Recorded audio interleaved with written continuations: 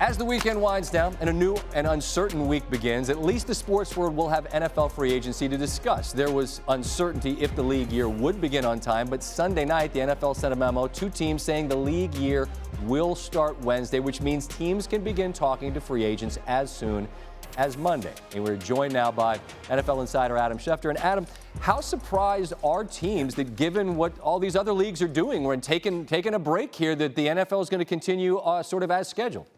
Well, Scott, let's take you behind the scenes a little bit and let's explain some of the reaction that it's created. First of all, the NFL wanted to push back the calendar year with legal tampering beginning at noon on Monday and then the free agent signing period beginning on Wednesday at 4 o'clock Eastern.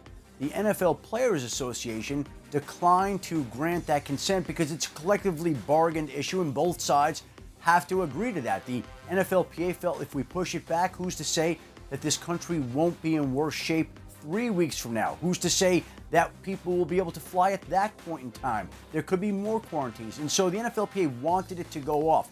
Now, I will say this. The amount of furor and anger that this has created around the league, I think, is something that I've never before seen.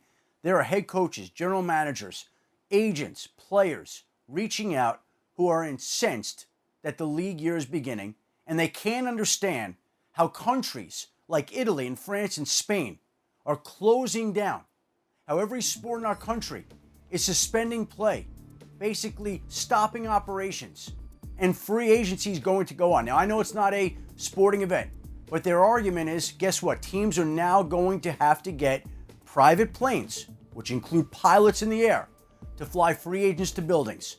And if those free agents are going to sign with those teams, they're going to want to take physicals, because before they invest millions of dollars into a player, they're going to want to send him to a local hospital, which means that they're going to have to take some of the people away from the people that really need hospital workers and help.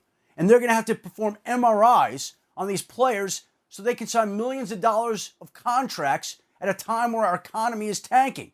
And so they don't understand how the NFLPA could allow this to happen. And I had a number of officials say, how could Roger Goodell not step in and stop this from happening? Now, again, a collectively bargained issue, and Roger Goodell would need the help of the NFLPA. But in this particular case, the question that I encountered tonight was, he's the leader of the NFL. Why does he not step in and exert his will at a time when our country is in crisis and it needs leadership in the worst way possible?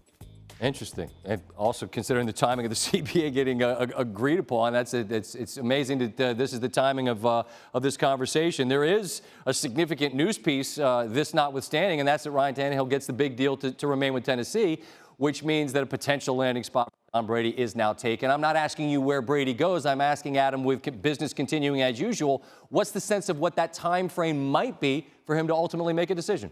See, Scott, let me just say, it's so hard to talk about business as usual when there's other business going on in the country that seems so much more serious. But this is our job. This is our job. And being that the NFL and the NFLPA are going to go forward with it, this is what this week is going to be about for us doing our jobs. I got it.